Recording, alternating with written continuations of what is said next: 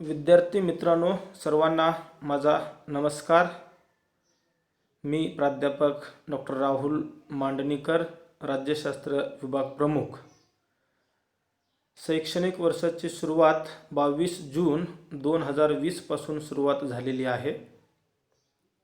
शिवाजी विद्यापीठाने या वर्षीपासून BA भाग 3 साठी नवीन अभ्यासक्रम दिलेला आहे। या नवीन अभ्यासक्रमाविषयीची विद्यार्थ्यांना माहिती व्हावी या उद्देशाने मी आपल्या समोर या अभ्यासक्रमाविषयीची मांडणी करू इच्छितो। त्यामध्ये सेमिस्टर 5 साठी पेपर नंबर जो 7 आहे तो म्हणजे राजकीय सिद्धांत। या पेपरमध्ये एकूण 4 घटकांचा समावेश करण्यात आलेला आहे। ते घटक पुढील प्रमाणे आपल्याला पाहता येतील। त्यामध्ये पहिला जो घटक आहे तो म्हणजे राजकीय सिद्धांत। त्याला इंग्रजीमध्ये आपण पॉलिटिकल थिअरी असे म्हणतो। या पहिल्या प्रकरणामध्ये एकूण आपल्याला 2 उपप्रकरण पाहायचे आहेत। त्यामध्ये पहिलं उपप्रकरण आहे ते म्हणजे राजकीय सिद्धांताचे स्वरूप आणि व्याप्ती।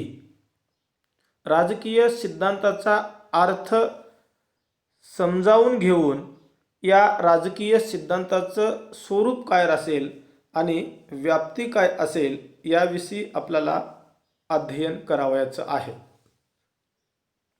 दुसरं उपप्रकरण जे आहे ते म्हणजे राजकीय तत्वज्ञान आणि राजकीय सिद्धांत। त्याला आपण इंग्रजीमध्ये political philosophy and political theory असे म्हणतो।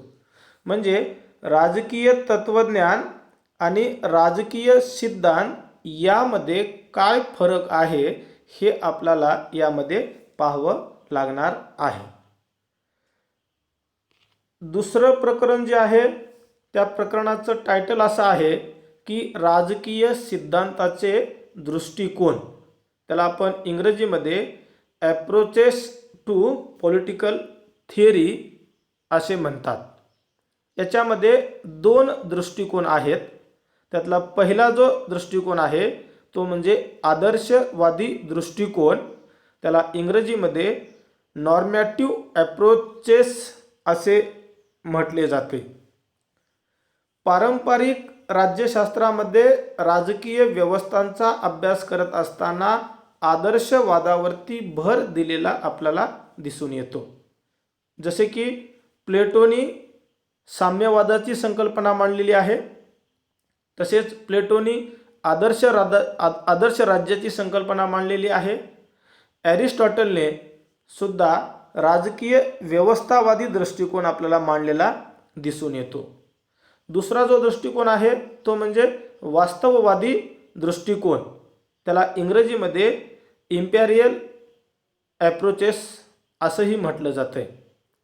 राज्यशास्त्राच्या अभ्यासकांनी आधुनिक कालखंडामध्ये वास्तववादाला महत्त्व दिलेलं आहे। म्हणजेच की जे राजकीय सिद्धांतामध्ये तत्व आणि व्यवहार जे आहेत ते व्यवहाराला अतिशय महत्त्वाचं स्थान दिलेलं आहे। असा म्हणजे जो वास्तववादी दृष्टिकोन आपल्याला या ठिकाणी अभ्यासावयाचा आहे। यानंतर प्रकरण जे तिसरं जे आहे ते तिसरं प्रकरण म्हणजे वर्तनवाद व उत्तर वर्तनवाद।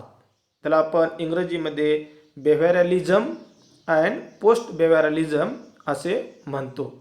या प्रकरणामध्ये सुद्धा आपल्याला एकूण 2 उपघटकांचा अभ्यास करावयाचा आहे। त्यामध्ये पहिला उपघटक जो आहे तो म्हणजे वर्तनवादाचा अर्थ, वर्तनवादाची वैशिष्ट्ये आणि वर्तनवादाचे मूल्यमापन।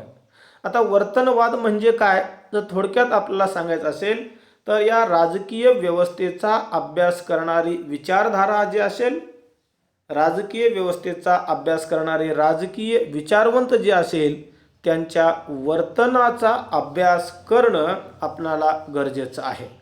म्हणजे वर्तनवादाचा अभ्यास करत असताना नेमके कोणत्या घटकांचा अभ्यास करावायचा आहे किंवा या वर्तनवादाची वैशिष्ट्ये काय आहेत आणि एकंदरीत या वर्तनवादाचा जर अभ्यास केला तर राजकीय व्यवस्था सुधारण्यासाठी कोणत्या उपायांची आवश्यकता आहे याविषयीचं मूल्यमापन विषयक आपल्याला या ठिकाणी अध्यापन करावं लागणार आहे.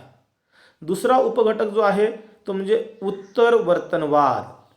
आता वर्तनवाद आणि उत्तर वर्तनवाद यामधला फरक जर आपल्याला जाणून घ्यायचा असेल तर राजकीय व्यवस्थेचा अभ्यास करत असताना ज्या पारंपरिक राज्यशास्त्रामध्ये वर्तनवादाविषयीचं अध्ययन केलेलं आहे, परंतु या आधुनिक कालखंडामध्ये राज्यशास्त्राचा अभ्यास करत असताना राजकीय विचारवंतांनी शास्त्रीय दृष्टिकोनातून अभ्यास केलेला आहे.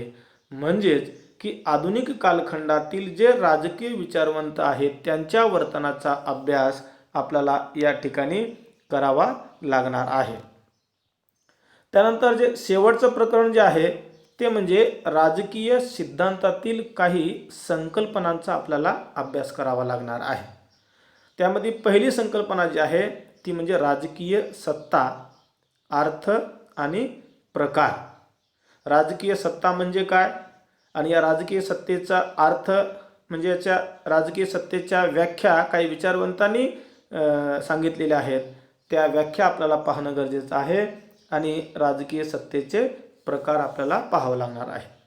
दुसरा उपघटक जो आहे तो म्हणजे राजकीय सत्तेचे काही सिद्धांत आहेत. त्यामध्ये पहिला सिद्धांत जो आहे तो म्हणजे उदारमतवादी लोकशाही सिद्धांत.